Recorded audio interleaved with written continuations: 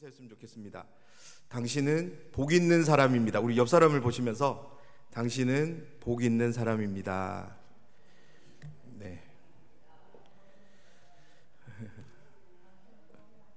계속해서 복 있는 사람에 대한 말씀을 나누고 있습니다. 마태복음 5장에서 7장을 가리켜 예수님께서 산에 오르셔서 말씀을 제자들에게 교훈을 가르치셨다라고 해서 산상순이라는 별명이 붙어져 있습니다. 그렇다면 예수님은 산에 오르셔서 제자들에게 무엇을 가르쳤을까요? 예수님의 가르침은 바로 하나님 나라에 대한 가르침이었습니다. 사랑하는 여러분, 예수님의 이 땅에 오심은 단순하게 한 사람이 태어난 그런 일이 아닙니다. 하나님이 사람의 몸을 입고 이 땅에 태어나셨다는 정말 전 인류적인 기적 중에도 가장 놀라운 기적이 바로 예수님이 이 땅에 태어나신 사건이죠. 그런데요, 이 사건이 담고 예수님의 태어나심, 이 사건이 담고 있는 의미를 우리가 한번 생각해 본다면 더욱 놀랍습니다. 아담의 범죄함으로 인해 모든 사람이 죄인에 이르게 되었습니다.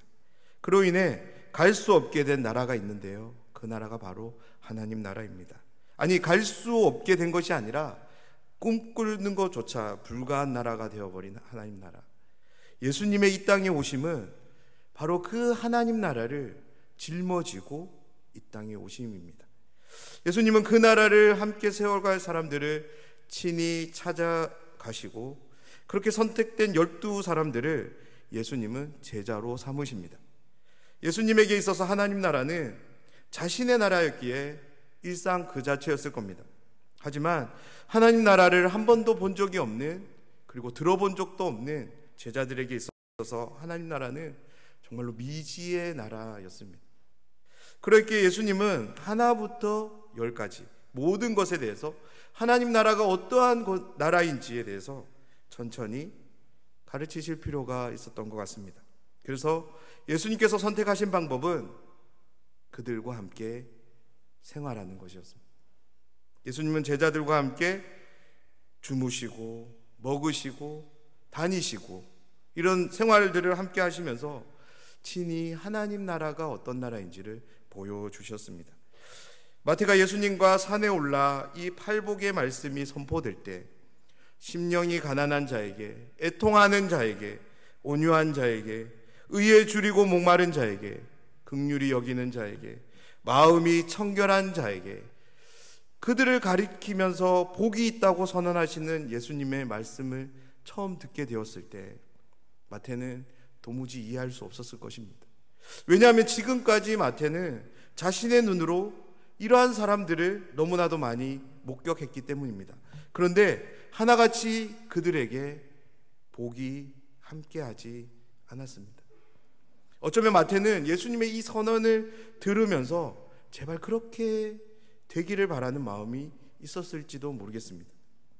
하지만 예수님과 함께하는 시간을 통해서 마태의 생각은 조금씩 아니 완전히 다르게 변화됩니다. 부활하신 예수님을 만나고 성령을 받은 후 마태는 깨닫게 된 것입니다. 예수님의 하신 이 복음의 말씀을 그는 확신하게 되었던 것입니다. 심령이 가난한 자에게, 애통한 자에게, 온유한 자에게, 그리고 의에 줄이고 목마른 자에게, 긍휼히 여기는 자에게, 마음이 청결한 자에게 세상은 그들에게 복을 주지 않지만 하나님은 복으로 함께 하시는 분임을 마태는 깨닫게 된 것입니다. 예수님과 함께하는 삶을 통해 그는 하나님에 대해서 배웠고 하나님의 나라가 어떠한 나라인지를 알게 된 것이었습니다.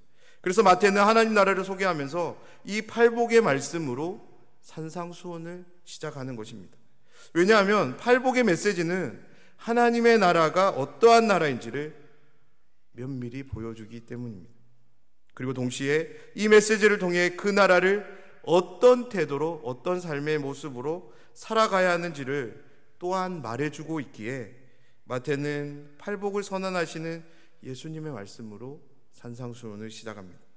사랑하는 여러분, 하나님 나라는 그냥 가만히 아무렇게 살아도 되는 그런 나라가 아닙니다. 우리가 미국에서 살려면 미국이라고 하는 나라가 요구하는 그런 삶의 기준들을 성실하게 수행해야 됩니다. 대한민국 역시 마찬가지입니다. 대한민국 국민이라면 반드시 지켜야 하는 윤리, 도덕, 관습과 법이 있습니다. 다양한 생활 양식들이 대한민국이라고 하는 나라를 살아가는 모든 국민들에게 삶의 태도로 요구되어집니다. 만약 그런 것들에 우리가 성실하지 못한다면 우리는 대한민국이라는 곳에서 살아갈 수 없는 거죠. 하나님 나라 역시 마찬가지입니다. 하나님 나라의 주인 되시는 하나님은 하나님 나라를 살게 되는 국민들, 백성들에게 구체적인 삶을 요구하십니다. 바로 성경을 통해서, 하나님의 말씀을 통해서 우리에게 들려주고 계십니다. 특별히 팔복의 메시지는 하나님 나라를 살아가는 사람들의 모습이, 삶의 모습이 어떠해야 되는지를 간명하지만 포괄적으로 우리에게 보여줍니다. 그렇기 때문에 이 팔복의 메시지는 그냥 좋은 내용, 그런 차원을 넘어섭니다. 지금 내가 하나님 나라를 살기로 원한다면 이 팔복에 선언된 메시지는 가능하면 가져야 하는 태도가 아니라 반드시입니다. 우리는 하나님 나라를 살기 위해서는 이 팔복이 말하고 있는 삶의 모습을 반드시 지녀야 합니다. 적극적으로 내 삶이 이 팔복에 준하는 삶이 되도록 우리는 노력하고 실천해야 합니다. 우리는 반드시 심령이 가난한 사람이 되어야 합니다. 우리는 반드시 애통하는 사람, 온유한 사람이 되어야 됩니다. 할 수만 있다면 의에 줄이고 목마른 사람이 되어야 되는 것이 아니라 우리는 반드시 의에 줄이고 목마른 사람이 되어야 되고 긍휼히 여기는 사람, 마음이 청결한 사람이 되어야 합니다. 그리고 오늘 예수님은 제자들에게 이런 사람이 되라고 또한 말씀하십니다. 9절 말씀입니다. 화평하게 하는 자는 복이 있나니 그들이 하나님의 아들이라 일컬음을 받을 것이며. 아멘. 오늘 말씀에서 예수님은 제자들에게 그리고 우리에게 화평을 만드는 사람이 되라고 말씀하십니다. 사랑하는 여러분, 오늘 말씀을 나누기 앞서서 우리가 먼저 화평에 대해서 한번 생각해 보려 합니다. 화평이라는 말보다 우리는 평화라는 말이 더 익숙한데요, 그렇게 사용해도 무방한 것 같습니다. 그래서 앞으로 설교를 그냥 평화라는 단어로 통일해서 말씀드리려고 합니다. 평화라는 말의 히브리어는 우리가 익히 잘 알고 있는 샬롬이라는 단어입니다. 그에 반해서 헬라어는 참 낯선데요, 이번 기회를 통해서 한번 배우셨으면 좋겠어요. 헬라어로 평화는 에이레네라는 단어입니다. 한번 따라해 보실까요? 에이레네. 그래서 신약 시대 사람들은 샬롬이라는 말은 유대인들이 썼고요, 그 이방 그리스도인들은 에이레네라고 이렇게 인사를 한 거죠. 그래서 바울 서신에 보면 은혜와 평강, 평화, 이런 모든 단어들이 에이레네라는 단어로 쓰여졌습니다. 구약과 신약 성경에 기록된 샬롬과 에이레네를 우리가 찾아서 그 구절들을 읽어보면 이 두 단어 모두는 하나님을 근거해서 사용되고 있는 것을 우리는 보게 됩니다. 근데 물론 그 문장 속에서 하나님이라는 단어는 없어요. 하나님은 숨어져 있지만 반드시 하나님이 함께하고 있습니다. 이 말이 조금 어려운데요, 이런 의미를 신학에서는 신적 수동태, 디바인 패시브라는 단어를 써요. 뭐냐면 샬롬과 에이레네는 사람에 의해서 만들어지고 주어지는 것이 아니라는 거예요. 성경은 일관되게 이 샬롬과 에이레네, 이 모두를 하나님으로부터 주어지는 것, 그로 인해 받게 되고 누리게 되는 그런 평화라고 지칭하고 있습니다. 그래서 구약에서 하나님을 가리켜 평화의 하나님이라고 이야기하고 있고요, 신약에서 예수님을 가리켜 평화의 왕이라고 이야기하고 있습니다. 그리고 최종적으로 성경 전체는 일관되게 메시아가 이 땅에 오심으로 인해 하나님은 평화로 이 땅을 다스릴 것이라고 이야기하고 있습니다. 그런 맥락에서 팔복의 메시지 중에서 평화와 관련된 이야기는 반드시 있어야 되는 주제인 거죠. 하나님 나라를 이야기하면서 평화를 말하지 않으면 안 되는 거죠. 왜냐하면 팔복은 하나님 나라가 어떤 나라인지를 너무나도 중요하게 설명해 주는 단어이기 때문입니다. 하나님 나라를 다스리는 분은 다름 아닌 평화의 하나님이십니다. 그분이 이 땅에 오심으로 시작된 하나님 나라 역시 평화가 함께하는 나라입니다. 다시 말해서 성경에서 말하는 샬롬 에이레네는 사람이 만들어낼 수 있는 것이 아닙니다. 사람에게서 비롯되는 것이 아닙니다. 오로지 하나님으로부터 주어지는, 하나님으로부터 받게 되는 거룩한 선물입니다. 이런 의미를 통해 발견되는 중요한 영적 진리가 있습니다. 우리가 누려야 할 평화는 이 땅에 속한 것이 아니라는 겁니다. 다시 말해서 평화라고 하는 것은 수여자이신 하나님께서 평화를 주시지 않는다면 우리는 결코 받을 수 없고 누릴 수 없다는 것입니다. 그런 점에서 우리가 누리고 있는 평화를 한번 곰곰이 생각해 보면 좋겠습니다. 지금 내가 누리고 있는 평화는 어디에서 온 것입니까? 평화를 내리시는 하나님으로부터 온 것입니까? 아니면 내가 가지고 있는 물질로부터 주어지고 있습니까? 내가 하고 있는 일들로부터 주어지고 있습니까? 혹은 여러 다양한 삶의 안락함 가운데서 이 평화를 누리고 계신가요? 사랑하는 여러분, 물질로부터, 하고 있는 일들로부터, 혹은 여러 다양한 삶의 안락함 가운데서 찾아오는 평화를 부정하는 것은 아닙니다. 중요한 것은 이 모든 것들이 제공하는 평화는 우리가 궁극적으로 붙잡아야 될 그런 평화가 아니라는 점입니다. 왜냐하면 이 세상이 만들어내는 평화는 힘에 의한 거예요. 여기서 말하는 힘은 말 그대로 파워, 힘을 의미하기도 하지만 동시에 능력이나 물질, 여러 가지 다양한 의미로 해석될 수 있습니다. 쉽게 이야기하면 우리의 삶을 윤택하게 해주는 모든 실제들을 의미합니다. 우리에게 힘이 있을 때 평화는 함께합니다. 그러다가 갑자기 힘이 빠지게 되면 어떻게 될까요? 그 평화도 같이 깨져버립니다. 그렇기 때문에 이 평화는 우리에게 더 큰 힘을 요구합니다. 계속적으로 평화롭기 위해 우리는 더 큰 힘을 소유해야 합니다. 이것이 바로 세상이 우리에게 제공하는 평화입니다. 그런 점에서 요한복음 14장 27절은 평화에 대한 굉장히 중요한 통찰력을 우리에게 제공합니다. 요한복음 14장 27절 말씀을 제가 한번 읽어드리겠습니다. 예수님께서 제자들에게 이렇게 말씀하셨는데요. 평안을 너희에게 끼치노니 곧 나의 평안을 너희에게 주노라.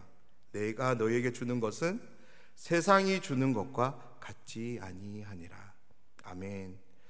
사랑하는 여러분, 이 땅을 살아가는 우리들에게, 특별히 신자들에게는 두 가지 평화가 존재합니다. 하나는 땅, 즉 세상이 소개하는 평화고요. 또 다른 하나는 하나님이 소개하는, 하나님이 내려주시는 평화입니다. 사랑하는 여러분, 위로부터 내려오는 평화를 받아 누리시는 우리 모두가 되기를 간절히 소원합니다.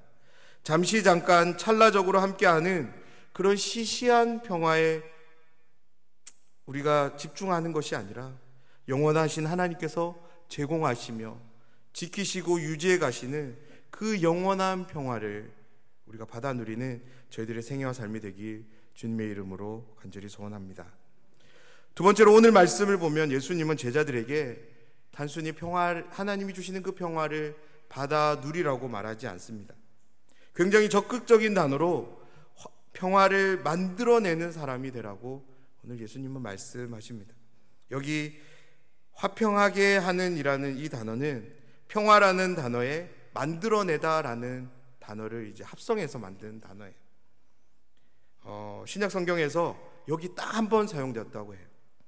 쉽게 이야기하면 언제 어디서나 평화를 만들어내는 사람이 되라고 예수님은 제자들에게 말씀하고 있는 것입니다. 그리고 평화를 만드는 사람에게 예수님은 한 가지 복을 선언하시는데요. 그들은 하나님의 아들이라 일컬음을 받게 될 것이라고 말씀하고 있습니다. 오늘 말씀에서 일컬음을 받다는 이 단어는 일반적으로 두 가지 용례가 있다고 해요. 하나는 일상에서 이름을 짓는다와 같은 정체성을 규정하는 그런 단어로 사용되었다고 해요. 그래서 하나님이 내 아들이라 내 딸이라 라고 이름 지어주는 것은 다름 아닌 정체성을 확립하시는 거예요. 우리가 평화를 만드는 자가 되었을 때 하나님은 비로소 우리를 하나님의 아들로 삼아주시겠다라는 말인 거죠. 다시 말해서 평화를 만드는 자는 누구냐면 하나님의 자녀라는 거예요. 그럼 반대로 생각할 수도 있어요.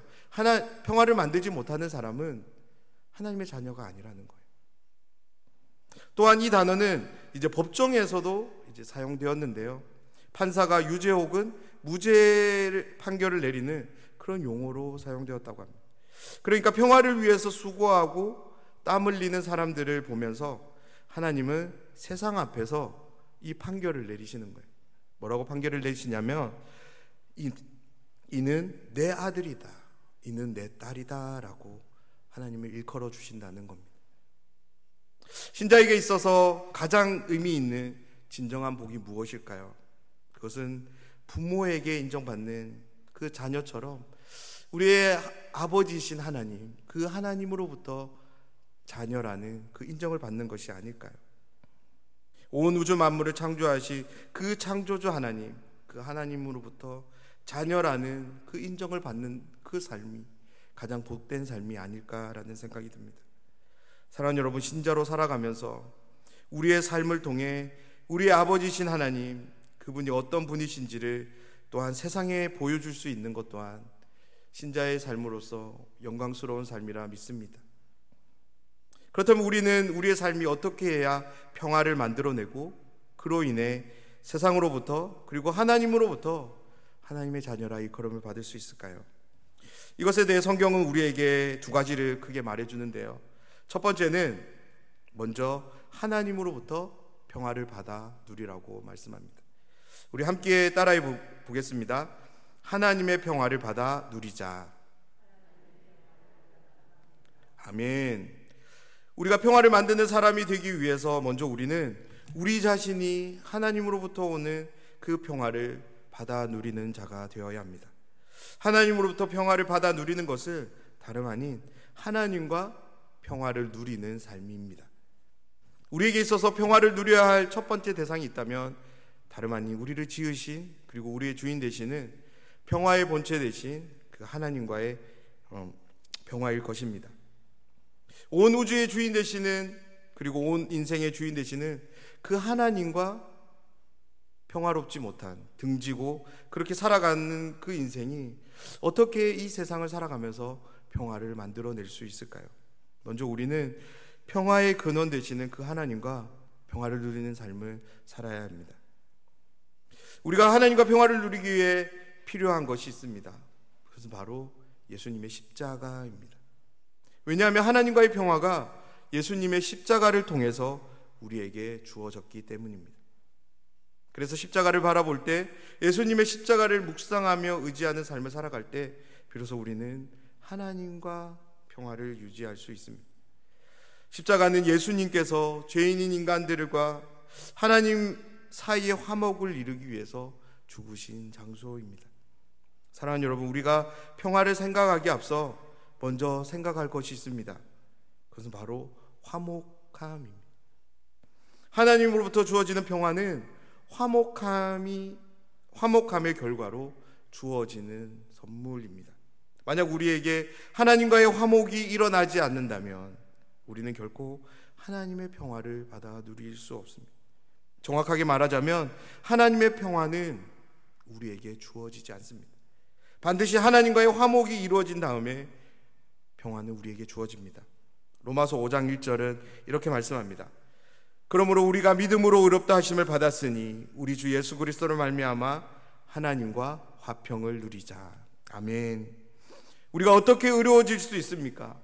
오직 믿음으로 의로워집니다.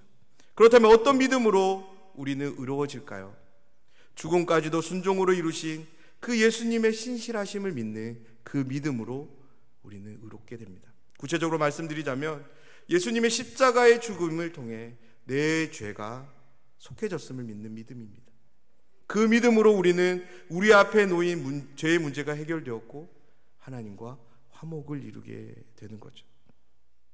하나님과 원수가 되게 했던 그 근원적인 문제가 해결되어져야만 하나님의 평화는 우리에게 주어집니다. 평화를 만드는 사람이 되기 위해서 우리가 가장 심혈을 기울여야 할 것은 예수님의 십자가를 든든히 붙잡고 살아가는 삶입니다. 날마다 십자가로 나아가 그 십자가에서 무슨 일이 일어났는지를 우리는 생생하게 기억하는 삶을 살아야 합니다. 그래서 십자가를 바라보고 묵상하는 사람들은 죄인을 용서하시는 하나님 앞에 서는 사람들입니다. 그들을 의롭게 여기시며 그들과 화목하고 그들에게 평화를 내려주시는 하나님을 마주할 수 있는 사람들입니다. 그렇기 때문에 십자가를 향하는 사람들은 평화를 누리는 것을 넘어 평화를 만드는 사람이 될 수 있습니다.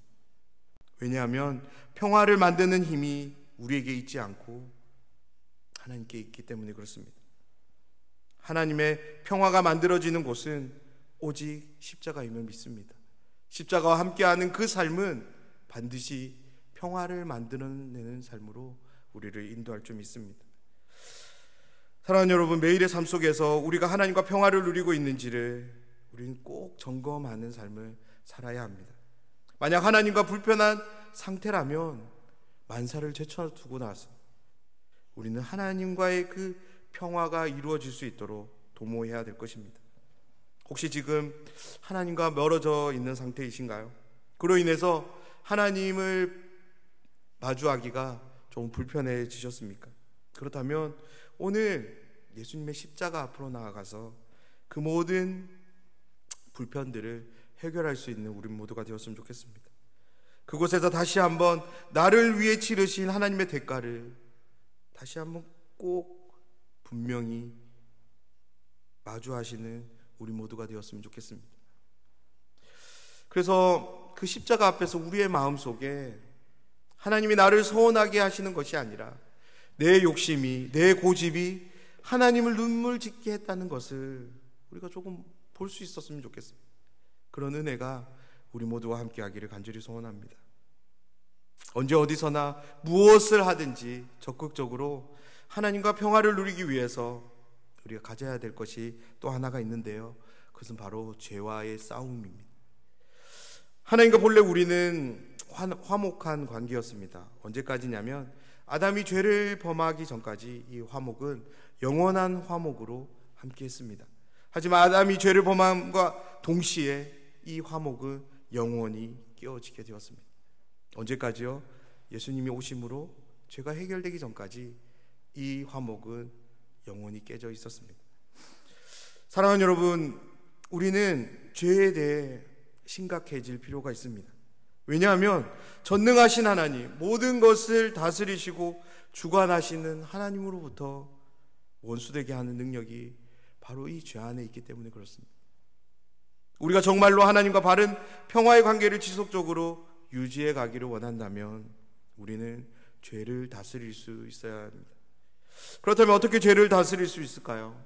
여기서도 예수님의 십자가가 필요합니다. 예수님의 십자가 사건 이전에는 우리에게 죄를 다스릴 수 있는 방법이 없었습니다. 하지만 예수님의 십자가 사건 이후에 우리의 그 방법이 생겨났습니다. 우리는 더 이상 죄의 노예가 아니게 되었기 때문입니다. 죄를 거스를 수 있게 되었습니다. 여전히 연약함이 있지만 죄성이 우리 안에 함께하는 상태이지만 우리는 죄 앞에서 무능해질 필요가 없습니다.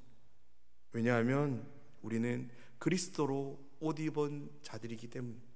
우리는 빛의 자녀가 되었고요, 의의 병기로 살아갈 거룩한 소명을 입은 하나님의 거룩한 자녀가 되었기 때문에 그렇습니다. 우리의 삶에 죄가 다스려지지 않는 한 우리는 결코 하나님과의 평화를 지속적으로 유지해 갈 수 없습니다. 사랑하는 여러분, 예수님은 우리에게 적극적인 자세로 평화를 만들라고 말씀하셨음을 꼭 기억하셨으면 좋겠습니다. 다시 말해서 하나님과의 평화를 누리기 위해서 우리에게 주어지는 모든 일들에 대해서 예수님은 적극적으로 감당할 것을 당부하며 제자들에게, 그리고 오늘 이 말씀을 읽는 모든 독자들에게 이 말씀을 주시는 줄 믿습니다. 사랑하는 여러분, 우리의 매일의 삶이 하나님 안에서 평화를 누리는 삶으로 나아가는 것을 믿음으로 바라봅시다. 십자가를 통해 하나님이 하신 일을 기억하며 십자가를 통해 죄를 다스리며 날마다 하나님이 공급하시는 평화를 받아 누리는 우리의 삶이 되기를 간절히 소원합니다. 사랑하는 여러분, 십자가는 몇 개의 나무로 되어져 있나요? 수직나무와 수평나무 두 개의 나무로 이루어져 있습니다. 이 두 개의 나무는 방향을 보여주는데요, 다름 아닌 평화가 주어지고 나아가야 되는 방향을 우리에게 보여줍니다. 수직나무가 하나님으로부터 주어지는 그 평화를 말해준다면, 수평나무는 하나님으로부터 받은 그 평화가 어디로 향해야 되는 그 방향을 우리에게 말해줍니다. 그래서 두 번째로 우리는 하나님과의 평화를 만들고 그 평화를 통해서 하나님의 자녀라 일컬음을 받기 위해서 우리가 해야 될 것이 있다면, 그것은 하나님으로부터 받은 그 평화를 함께하는 사람들에게 나눠야 합니다. 우리 한번 함께 따라해 보겠습니다. 받은 평화를 가지고 평화를 만들어내자. 받은 평화를 가지고 평화를 만들어내자. 아멘. 수직적 평화가 예수님의 희생을 통해 하나님이 우리에게 선물로 주시는 하늘의 평화를 가리키는 것이라면, 수평적 평화는 하늘의 평화를 선물로 받은 우리들이 세상으로 나아가서 예수님처럼 다른 사람들에게 평화를 만들어내는 것을 의미합니다. 예수님께서 채찍에 맞으시고 모욕당하시고 결국에 십자가에 달려 죽으시는 그 희생을 통해서 만들어낸 그 평화, 우리는 하나님과 평화를 그렇게 누릴 수 있게 되었음을 꼭 기억해야 될 것입니다.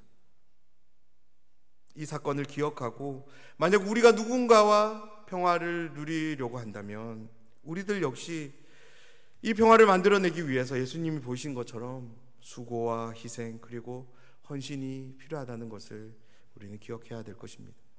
결코 평화는 저절로 되어지는 것이 아닙니다. 땀 흘리는 수고와 애씀이 있어야 합니다. 심지어 피 흘리기까지의 희생과 헌신이 따를 때 우리는 비로소 평화를 만들어낼 수 있습니다.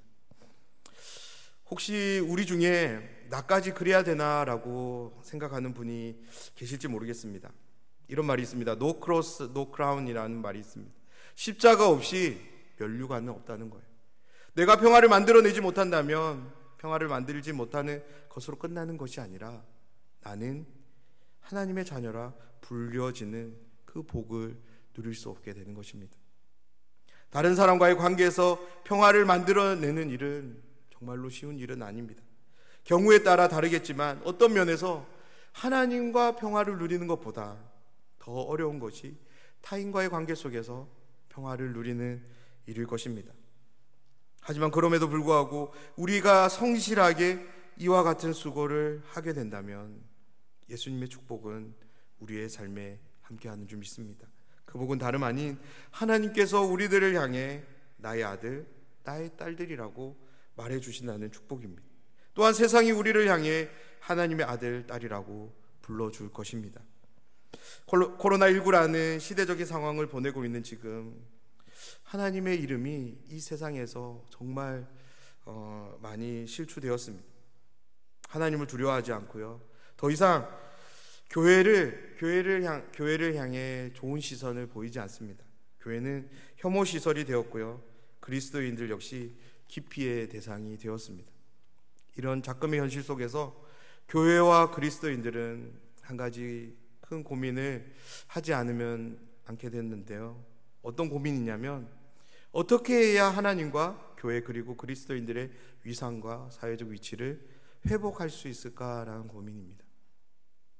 많은 사람들이 교회를 오해하고 있습니다. 일부의 그리스도인들의 몰상식한 그런 행동이 마치 모든 그리스도인들이 그런다고 생각합니다. 교회를 향한 그런 편향된 삐뚤어진 생각 또한 말할 수 없습니다. 이런 생각들을 갖게 된 이 세상을 향해 우리는 무엇을 할 수 있을까요? 우리는 어떻게 해야 다시 한번 그 하나님의 영광과 교회의 그 아름다움을 보여줄 수 있을까요? 저는 오늘 이 말씀이 이 난제를 극복할 수 있는 좋은 대안이라 생각합니다. 지금 이때 교회가 그리스도인이 평화를 만들어내는 일에 수고한다면, 적극적으로 우리의 시간과 물질과 우리의 삶을 들여서 우리의 이웃들에게 평화를 만들어내는 일을 보여줄 수 있다면, 그리스도인이 누구인지, 교회가 무엇인지, 하나님이 어떤 분이신가에 대한 그런 생각의 변화를 우리는 만들어낼 수 있을 거라 생각합니다. 그런 점에서 지역사회와 함께하고 있는, 그리고 더 함께하려는 세한교회를 보면서 기도가 되고 기대가 됩니다. 물론 교회도 힘듭니다. 그럼에도 불구하고 힘들어하는 지역을 돌아보며 그들을 위해 기도하고 물품들을 나누며 돌보는 이러한 모습들, 이 지역사회에 저는 평화를 만드는 일이라고 저는 생각합니다. 모든 성도님들이 마음을 모아 함께하기에 교회는 적극적으로 지금 평화를 만드는 중입니다. 비록 당장은 아니지만 머지않아 아주 빠른 시일 내에 명륜동 지역에서 우리 교회를 향해 하나님의 교회라 일컬어지는 일이 일어날 줄 믿습니다. 우리 교회 성도님들을 향해 하나님의 아들, 딸들이라고 그렇게 불러줄 날이 올 줄 믿습니다. 무엇보다 우리들을 통해서 이 아름다운 일을 행하게 하신 그 하나님께 칭찬하는 그런 소리를 우리가 머지않아 듣게 될 줄 믿습니다. 사랑하는 여러분, 평화를 만드는 사람은 절대 결과를 그리고 끝을 내다보는 사람이 아닙니다. 한 줄기 빛도 들어오지 않는 커다란 담장이 지금 내 앞에 가로놓여 있다 할지라도 무너질 것을 바라보며 끊임없이 두드리는 사람, 그 사람이 바로 평화를 만드는 사람입니다. 평화를 만드는 사람은 낙심하지 않는 사람입니다. 좌절하지 않는 사람입니다. 우리 주변을 한번 돌아보셨으면 합니다. 혹시 마음에서 조금 소홀해지거나 불편해진 사람이 있지는 않습니까? 평화롭게 지내기 위해서 많은 수고를 드렸지만 그 수고에 지쳐서 혹시 그 사람을 향한 그 노력을 거둔 일은 없으신지요? 오늘 예수님이 하신 이 말씀에 우리가 다시 한번 도전되길 원합니다. 그래서 다시금 하나님이 주시는 그 평화를 가지고 불편해진 사람을 향해 발걸음을 내딛는 용기가 지금 이 시간 우리의 마음에 함께하기를 간절히 기도합니다. 지쳐서 그만둔 수고를 다시금 할 수 있는 좋은 마음을 이 시간 성령 하나님께서 우리에게 부어주시기를 또한 간절히 기도합니다. 먼저 십자가 앞으로 달려갑시다. 그곳에서 하나님과 우리 먼저 화평을 이룹시다. 그리고 십자가를 지고 세상을 향해 달려갑시다. 그리고 그곳에서 평화를 만들어냅시다. 함께하는 주변의 모든 사람들과 하나님으로부터 받게 된 그 평화를 함께 누립시다. 그런 우리들을 향해 하나님은, 그리고 세상은 하나님의 자녀라고 불러줄 줄 믿습니다. 복되도다 화평하게 하는 자들이여, 왜냐하면 그들이 하나님의 아들이라 불려질 것이기 때문이다 라고 말씀하신 예수님의 이 말씀이 우리의 생애와 삶의 소중한 지표가 되었으면 좋겠습니다. 어떤 상황 속에서도 그래서 평화를 만들어가는 삶이 나의 삶임을, 나의 사명임을 분명히 하여 하나님으로부터 그리고 세상으로부터 하나님의 아들, 딸이라 불려지는 삶이 저와 여러분의 삶이 되길 주님의 이름으로